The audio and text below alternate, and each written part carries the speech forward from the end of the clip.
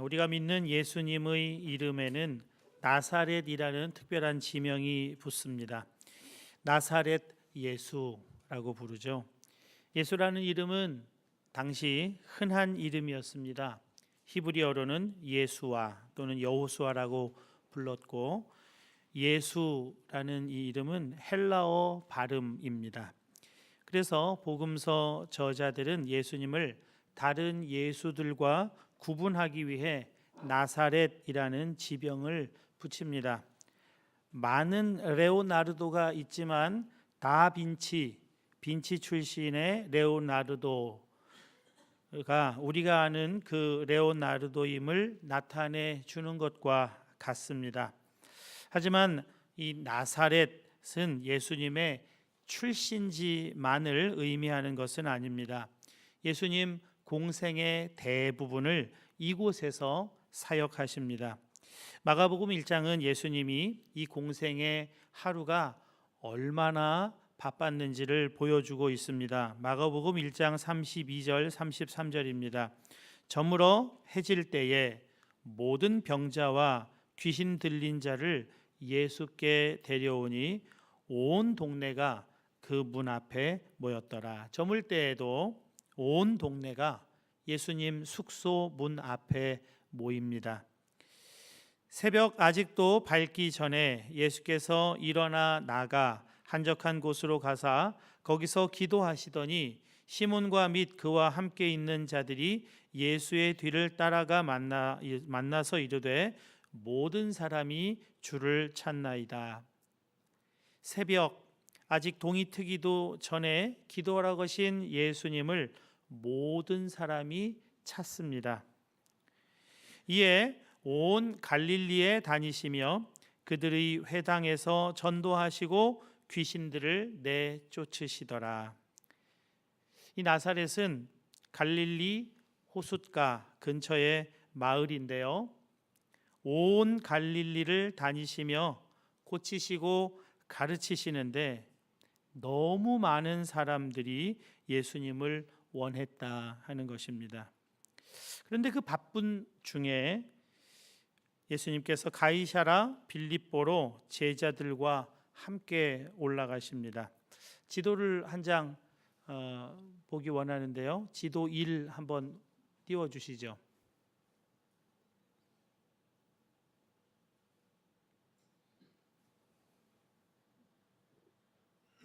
이걸 조금 더 축소할 수 없나요?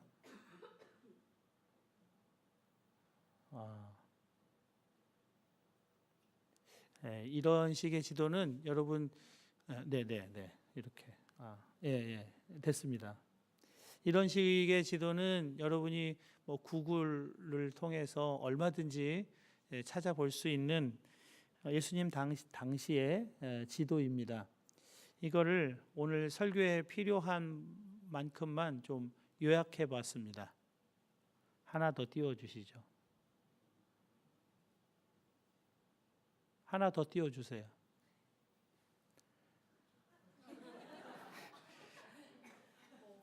이렇게 웃으실 줄 몰랐습니다. 제가 한 건 맞습니다. 간단하게 정리를 했는데요, 위쪽에 동그라미 하나가 있고요, 선이 쭉 이어져 있고, 그 다음에 바람 빠진 풍선 같은 것이 하나 저 아래에 있습니다. 동그라미는 갈릴리 호수이고요, 나사렛은 그 동그라미 호숫가 마을 왼쪽에 점으로 찍혀져 있습니다. 그리고 그것을 관통하는 선이 있는데요, 요단강입니다. 그리고 그 바람 빠진 풍선처럼 보이는 곳은 사해바다입니다. 요단은 이제 됐습니다. 요단은 원어로는 요르단입니다. 요르와 단이 합성된 단어입니다. 이제 내려주셔도 돼요. 요르는 어디에서부터 from을 의미하고, 단은 갈릴리에서 약 40km 정도 떨어진 이스라엘 북부 지역의 명칭입니다. 이스라엘 영토를 관용적으로 단에서 부엘세바까지 하는 걸 구약 성경을 읽으면 많이 발견할 수 있습니다. 이스라엘 영토의 맨 위를 단으로 보았고요. 맨 아래 남쪽 끝을 브엘세바로 보았습니다. 요르단은 이 단에서부터라고 하는 의미입니다. 요단강이 단에서부터 시작되었다는 겁니다. 즉 단에서 물이 샘솟아 올라서 요단강이 시작됐다는 것이죠. 그 단 위쪽으로 60km 거리에 높이 2814m, 백두산보다 약 60m쯤 높은 헐몬산에서 눈이 녹은 물이 땅으로 스며들어 흘러내려오다가 바로 이 단 지점에서 솟아오른다 하는 겁니다. 그래서 요르단입니다. 거기 큰 폭포를 이루어 장관을 연출하는 곳이 있는데 그곳을 가이사랴 빌립보라고 불렀습니다. 예수님이 하루하루 수많은 사람들이 찾아와서 병을 고치시고 가르치시는 사역을 하시다가 문득 모든 것을 멈추시고 제자들을 데리고 가신 곳이 바로 갈릴리에서 약 40km 떨어진 단 지역의 가이사랴 빌립보입니다. 40km, 우리나라 옛 도량형으로는 백리라고 불렀습니다. 군대에서 행군할 때 젊은 군인들 걸음으로 1시간에 4km 정도 걷는데요. 40km니까 꼬박 10시간을 쉼 없이 걸어야 할 거리입니다. 보통 사람이라면 꼬박 하룻길을 걸어가신 것입니다. 얼마나 중요한 일이 있었길래, 얼마나 급한 일이시길래 그 바쁜 와중 모든 것을 일시에 중지하시고 거기까지 가셔야 했을까요? 예수님이 가이사랴 빌립보에서 제자들에게 질문하십니다. 예수께서 빌립보 가이사랴 지방에 이르러 제자들에게 물어 이르시되 사람들이 인자를 누구라 하느냐? 인자를 누구라 하느냐 할 때 이 인자는 예수님이 평소 사용하시던 아람어인데요. 나를 직접적으로 가리키는, 간접적으로 가리키는 말을 사용하실 때 인자라는 말을 사용하십니다. 즉 사람들이 나를 누구라 하느냐? 제자들이 대답합니다. 세례 요한, 엘리야, 예레미야 또는 선지자 중에 하나. 예수님 그 대답이 마음에 흡족하지 않았습니다. 다시 질문하십니다. 이르시되 너희는 나를 누구라 하느냐? 예수님께서 분주한 사역 현장을 떠나 만 하룻길 걸어가서 빌립보 가이사랴까지 가시는 시간 낭비의 목적이 바로 이 질문을 하시기 위한 것입니다. 제자들이 예수님을 바르게 누구로 알고 있는가, 그것을 확인하시려는 것이고 그들에게도 확인시키려 하시는데 목적이 있습니다. 병자를 고치고 귀신들을 쫓아내고 위대한 가르침을 주시는 그 놀라운 일들로 인해서 제자들은 과연 예수님께 대한 바른 지식을 소유하고 있는지 예수님 그것을 점검하시기 위한 것입니다. 나의 문화유산 답사기라고 하는 책의 저자 유홍주는 그의 책 서문에 아주 유명한 말을 남깁니다. 아는 만큼 보인다. 그런데요, 아는 만큼 보이는데 그 아는 만큼이 다른 지식들을 가로막고 있는 것은 아닌지, 예수님께서 병자를 고치고 가르치시니까 누군가를 낫게 하는 그런 위대한 의사 또는 위대한 선생님, 하나님의 말씀을 전하니까 위대한 선지자라고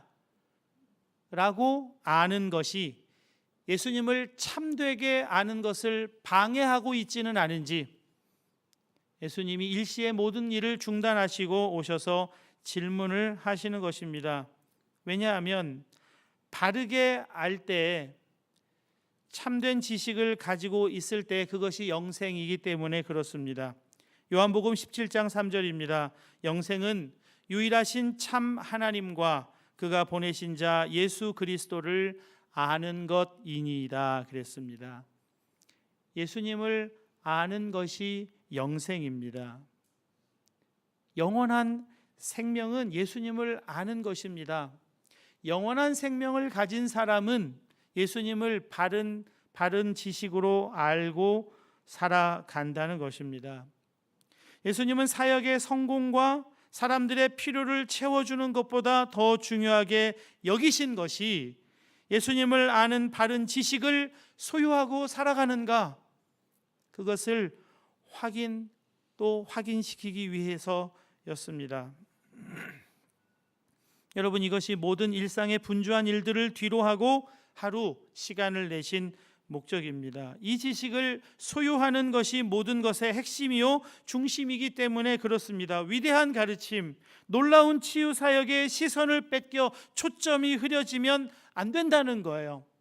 거기에 시선이 흐려지면 참된 예수님, 그분을 아는 지식이 흐려지기 때문이라는 겁니다. 포커스는 언제나 예수님 자신입니다. 예수님이 하시는 일, 예수님이 가르쳐 주신 사상, 말씀, 그것이 아니라 예수님 자신이 우리가 바라보고 주목해야 할 분이라고 하는 것을 이 질문을 통해서 확인시켜주고 계시는 겁니다. 예수님을 상실하면 가르침도 치유도 다 상실하기 때문에 그렇습니다. 나를 떠나서는 너희가 아무것도 할 수 없음이라. 요한복음 15장 5절 말씀입니다. 일상의 모든 일의 포커스는 바로 예수님이시라는 것을 분명히 하는 시간이 제자들에게 너무나 중요했던 것입니다. 만물이 주에게서 나오고 주로 말미암고 주에게로 돌아감이라. 만물이 주님께 속해 있고 만물 속에 주님이 계시다고 하는 이 사실을 알고 그 주님을 바라보고 살아가야 한다는 것입니다. 주님이 모든 것이시고 모든 것 안에 계시는 주님을 보는 눈을 가지고 사는 것, 그것이 영생, 영원한 생명으로 사는 것입니다. 이것을 위해 거룩한 시간 낭비를 하게 하시는 겁니다. 베드로가 대답합니다. 주는 그리스도시요 살아계신 하나님의 아들이시니이다. 여러분, 영원한 생명을 소유한 사람이 예수님에 관한 바른 지식을 가지고 있는데요, 예수님이 그리스도시요 하나님의 아들이시라고 하는 이 지식을 소유하고 있다는 것입니다. 너희는 나를 누구라 하느냐 하는 질문을 하셨던 이 장소 빌립보 가이사랴의 본래 이름은 파니아스입니다. 파니아스는 판이라고 하는 신의 이름을 딴 지명입니다. 판 신은 목동의 신입니다. 이마에는 염소 뿔이 솟아 있고 온 몸에는 털로 덮여 있으며 허리 아래로는 염소예요. 풍요의 신, 다산의 신입니다. 목동의 신 판의 탄생지가 거기라고 해서 그곳에 대단한 신전을 세우고 그를 숭배하던 장소가 가이사랴 빌립보입니다.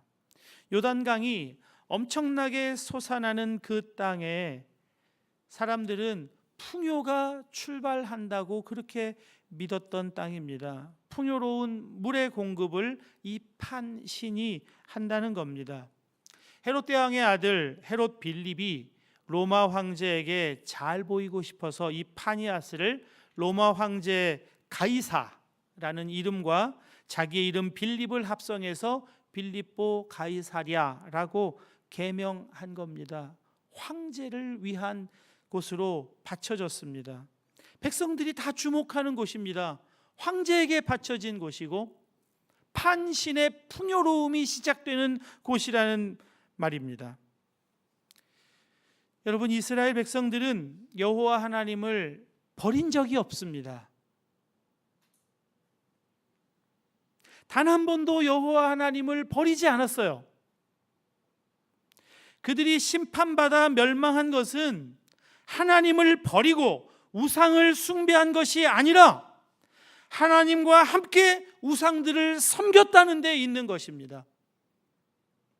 솔로몬의 성전은 BC 586년에 바벨론에 의해 파괴됩니다. 그 성전에 하나님의 율법을 기록한 두 돌판이 없었던 것이 아닙니다. 그 두 돌판은 율법궤에 그대로 지성소에 있었습니다. 문제는 그 성전에 바알신 아세라 신이 그 성전에 버젓이 함께 놓여져 있었다는 데 있는 것입니다.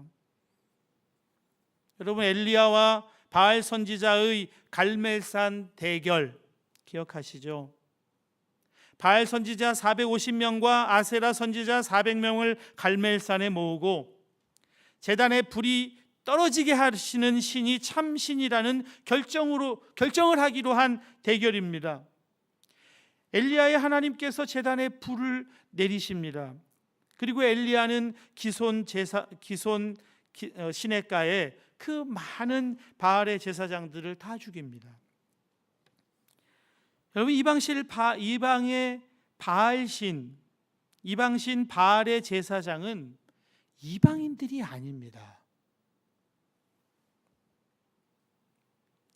이스라엘 백성 중에 그토록 많은 이방신의 제사장들이 배출되었다는 거예요. 엘리야가 갈멜산에 모인 이스라엘 백성들에게 질문합니다. 열왕기상 18장 21절입니다. 엘리야가 모든 백성에게 나아가 이르되 너희가 어느 때까지 둘 사이에서 머뭇머뭇하려니냐? 여호와가 만일 하나님이면 그를 따르고 바알이 만일 하나님이면 그를 따를지니라 하니 백성이 말 한마디도 대답하지 아니하는지라. 대답을 못한 것이 아니라 대답을 안 합니다. 누가 바알 제사장들을 배출했습니까? 아합 왕, 왕비 이세벨? 아닙니다. 하나님의 백성입니다.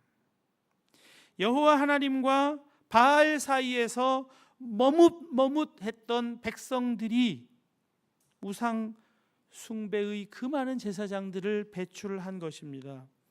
여호와가 만일 하나님이면 그를 따르고 바알이 만일 하나님이면 그를 따를지니라 질문하는 엘리야의 질문에 말 한마디 대답하지 않는 백성들이 성전을 이방신으로 혼잡하게 만들어 버렸다는 겁니다. 이것이 우상 숭배의 문제예요. 하나님도 믿고 바알도 함께 믿으면 더 복을 많이 받을 거라고 생각했던 혼합주의가 우상 숭배의 근본적인 문제인 것입니다. 세계교회협의회 일대 회장 빌렘 피셔트 후프트는 가까운 미래의 교회가 직면할 가장 큰 위험이 무엇일까 질문을 받았을 때 단 한마디로 말합니다. 혼합주의요. 혼합주의는 무신론보다 기독교 교회에 훨씬 더 위험한 도전입니다. 예수님은 빌립보 가이사라 판신을 숭배하고 황제에게 바쳐졌다고 하는 그 상대주의 도시 한복판에서 너희는 나를 누구라 하느냐 질문을 하신 것입니다. 절대자를 아는 지식을 소유했는가? 그것을 질문하고 있는 것입니다. 혼합주의의 중심에서 예수님은 제자들에게 주는 그리스도시요 살아계신 하나님의 아들이시니이다, 이 고백을 받기를 원하셨다 하는 것입니다. 그리스도라는 말은 히브리어 메시아를 헬라어로 번역한 말입니다. 그리스도는 기름 부음을 받은 자라는 말입니다. 기름 부음을 받은 자는 세 부류입니다. 제사장, 예언자, 왕. 제사장은 중보자입니다. 하나님께로 나아가는 통로입니다. 선지자는 하나님의 뜻을 전하는 자입니다. 왕은 하나님의 뜻대로 통치하고 다스리는 자입니다. 여러분, 예수님이 제사장, 왕, 예언자이시라는 거예요. 예수님이 길이요 진리요 생명이시라는 겁니다. 하나님께로 나아가는 유일한 길이 예수님이시라는 거예요. 하나님의 뜻을 전해줄 수 있는 유일한 분이 예수님이시라는 거예요. 그 뜻을 알고 그 뜻대로 살게 하는 통치자가, 능력자가 예수님이시라는 거예요. 예수님이 절대자이시라는 겁니다. 진리를 아는 건 너무나 중요합니다. 그러나 안다고 다 사라지는 건 아니더라고요. 사는 방법도 알아야 되고 그 방법대로 살 힘도 있어야 돼요. 그런데 그 진리요, 길이요, 생명이 바로 예수님이시라는 겁니다. 이 상대주의가 장악하고 있는 세상에서 유일하신 예수님을 고백해야 할 공동체를 예수님이 세우시겠다는 겁니다. 마태복음 16장 18절, 또 내가 네게 이르노니 너는 베드로라, 내가 이 반석 위에 내 교회를 세우리니 음부의 권세가 이기지 못하리라. 여러분, 예수님께서 가이사라 빌립보 상대주의, 혼합주의 가치관이 온 백성들을 유린하고 있는 그 한복판에 내 교회를 세우리라, 그렇게 말씀하십니다.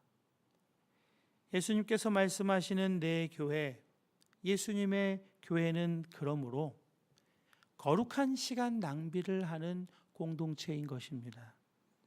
아무리 분주하고 정말 꼭 해야 할 것 같은 일들이 가득한 생활의 한복판에서 거룩한 시간 낭비, 예수님만을 만나고 예수님만을 바라보는 그 시간을 확보하는 공동체를 내 교회, 예수님의 교회라고 말씀을 하는 것입니다. 예수님과 늘 함께 사역해 하면서 분주했지만 제자들에게 꼭 필요한 시간 낭비는 오직 예수님께만 시선을 고정하는 것입니다. 2019년 성경 통독하는 그 시간을 꼭 떼내는 그 거룩한 시간 낭비가 예수님을 만나는 공동체의 모습인 것입니다. 예수님만이 그리스도이심을 아는 지식을 분명히 하는 그 시간 낭비가 필요해요. 그 시간이 그분을 더 깊이 알고 더 깊이 만나고 온전한 인격적 관계를 풍요롭게 하는 시간이기 때문에 그렇습니다. 베드로전서 5장 8절입니다. 근신하라, 깨어라, 너희 대적 마귀가 우는 사자와 같이 두루다니며 삼킬 자를 찾나니. 여러분, 마귀가 와서 하는 일에 가장 핵심은, 중요한 일은 어찌하든지 예수님과 우리 사이를 떨어뜨려 놓는 겁니다. 멀어지게 만드는 거예요. 무슨 수단과 방법을 가리지 않고 두루 다니며 우는 사자와 같이 기회만 노리면 예수님과 우리 사이를 떨어뜨려 놓으려고 하는 겁니다. 예수님을 떠나서는 우리는 아무것도 할 수 없는 존재라는 것을 마귀가 알고 있어요. 우리보다 마귀가 더 잘 아는 것 같아요. 몇 년 전에 이강천 목사님 우리 교회에 오셨습니다. 목사님은 시인이시기도 하고 사진 예술가이시기도 해요. 그 강사님들이 오시면 어딘가를 좀 모시고 안내도 해드리고 보여드리는데, 목사님은 다른 데는 가고 싶지 않고 아름다운 자연, 거기를 보고 싶다고, 사진 찍고 싶다고 그렇게 안내해 달라고 하셨습니다. 그래서 까레짜 호수를 모시고 갔는데 호수에 반영된 돌로미티 암석산, 그 반영을 찍어야 된다고 까레짜 호수 근처까지 막 70 노인이 막 달려 내려갑니다. 그러면서 감탄에 감탄을 연발하십니다. 감탄이 예배라고 하셨어요. 감탄이 예배다. 그래서 감탄할 줄 알아야 된다. 그렇게 가르쳐 주셨는데요. 여러분, 그래도 예배는 주일 예배입니다. 감탄이 예배인 것은 맞지만 주일 예배를 지키고 감탄의 예배를 드리는 것입니다. 이 기준이 흐트러지면 안 됩니다. 주일 예배를 빠지고 출장을 가고 여행을 가고 콩쿠르를 가고 연주를 갑니다. 갈 수 있습니다. 가야죠. 그러나 그곳에 가기 위해 갈등을 해야 합니다. 마음에 심한 갈등이 있어야 돼요. 왜냐하면 주일 예배가 내 인생의 기준이니까. 거룩한 시간 낭비의 기준은 주일 예배니까. 당연한 것으로 결론이 나면 안 됩니다. 우리 교회 청년들 중에는 그것 때문에 마음이 너무 어렵고 갈등이 돼서 저한테 말도 제대로 못하는 그런 청년들이 있습니다. 제가 어려운 사람이라서가 아니에요. 주일 예배 나오면 담임 목사, 안 나오면 담임 목사 보기 미안해서가 아닙니다. 주일 예배가 그 인생의 기준이 되기 때문에 그걸 빠지는 것이 그렇게 갈등이 되고 힘들고 어렵다는 거예요. 제가 하나님께 야단 맞을 각오를 하고 말했습니다. 가라고.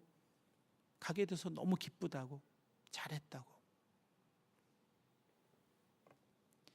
악한 세상에서 주일 성수는 너무 어려운 것입니다. 마귀가 세상 구조를 다 바꿔놓고 있어요. 안식일에서 시작된 휴일이 노는 날이 돼버렸고, 노는 날로 상대화돼 버리니까 일하는 날로 얼마든지 바꿀 수가 있어요. 정말 어쩔 수가 없어요. 그러나 여러분, 그럼에도 불구하고 어쩔 수 없는 것이 결론이 돼서는 안 됩니다.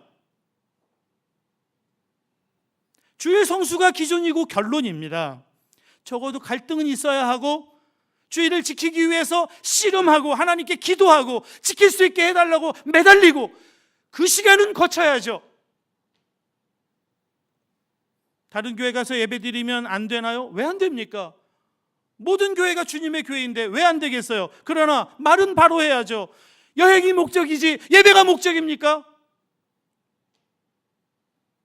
여러분 자녀들을 도대체 어떻게 하시려고 이렇게 하십니까? 초대교회 그리스도인들에게는 암호가 있었습니다. 익투스, 헬라어로 물고기라는 말입니다. 예수 그리스도, 하나님의 아들, 구원자. 여러분, 이 암호가 이 그리스도인들에게 왜 필요했을까요? 걸리면 죽으니까요. 최근에 나온 바울이라는 영화를 보면 로마 도시에 인간 횃불이 설치되어 있는 것을 봅니다. 사람 몸에 기름칠을 하고 그를 길가에 세워서 태웁니다. 그리스도인들입니다. 왜 걸렸을까요? 예배드리러 모이다가. 왜 모일까요? 그것이 교회의 본질이니까.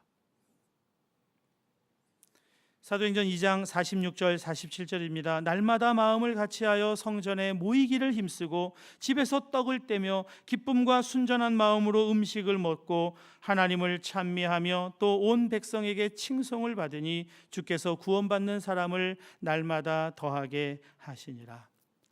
오순절 마가의 다락방에 성령님이 임하시고 예수님이 약속하신 내 교회, 예수님께서 내가 세우리라고 하신 그 첫 번째 예수님의 교회의 모습이 바로 이 모습이었어요. 그냥 친한 사람들끼리, 관심 있는 사람들끼리 그냥 즐겁게 지내자고 모이는 그런 모임이 아니었습니다. 말씀이 중심이 된 모임이고 사랑의 마음을 품고 서로 중보하는 모임이고 그 자리에 새로운 신자를 초대하여 전도해서 날마다 구원받는 사람들이 더해지는 모임이었습니다. 구제와 선교에 힘을 썼던 모임이었습니다. 초대교회의 모습은 처음부터 선정 중심의 모임과 가정 중심의 이중적인 구조의 모임이었습니다. 구역 모임을 의미하는 거예요. 사단은 어찌하든지 이 모임을 회방하려고 합니다. 어쩌면 제가 가장 많은 방해와 회방을 받는 것 같아요. 구역을 위해 기도하는데 구역이 될 것 같지가 않은 거예요. 아무래도 구역은 안 돼. 이 시대에 안 맞는 것 같아. 포기해야 되겠다는 생각도 자주 듭니다. 근데 주님께서 말씀하십니다. 내 교회를 세우리니 음부의 권세가 이기지 못하리라. 예수님이 하시겠다는 거예요. 내 교회를 세우리라. 예수님이 하시겠다는 겁니다. 너는 믿고 말고 할 것도 없고 방해만 하지 말라고. 주님이 세우시겠다고 하십니다. 구역 모임 모이면 너무나 좋은데 모이려고 할 때마다 얼마나 방해가 많은지 알 수가 없습니다. 시간 낭비 같고 피곤하고 교인으로서가 아니라 이웃이라서 너무나 오랫동안 잘 알아왔던 사이라서 그렇게 말씀으로 찬양으로 모이는 것이 어색하고 그렇지 않아도 자주 만나는데 또 만날 필요가 뭐가 있을까 하는 그런 온갖 상대주의적인 생각들이 우리의 구역 모임을 끊임없이 회방하고 방해합니다. 구역장 너무 부담돼요. 모이라고 해도 안 모이고 연락을 해도 받지도 않고. 여러분, 힘든 것이 정상입니다. 마귀는 이 세상이 망할 때까지 우리의 모임을 계속 방해할 겁니다. 그리스도인의 모임을 절대 그냥 두질 않아요. 힘들게 만듭니다. 그리스도의 모임은 사단에게 너무 두려운 모임이니까요. 마태복음 18장 20절입니다. 두세 사람이 내 이름으로 모인 곳에는 나도 그들 중에 있느니라. 예수님이 그들 중에 있으면 마귀는 떠나가고 어둠은 떠나가고 병만은 떠나가는 놀라운 역사가 일어나니까 마귀가 그 모임을 그냥 둘 수가 없는 거예요. 끊임없이 방해를 할 수밖에 없는 겁니다. 상대주의 시대에서 우리가 절대로 붙들고 삼아야 할 것이 있습니다. 기도하는 시간, 예배하는 시간, 말씀 안에서 모이는 시간, 그 시간은 거룩한 시간 낭비예요. 절대로 붙들어야 하는 시간인 것입니다.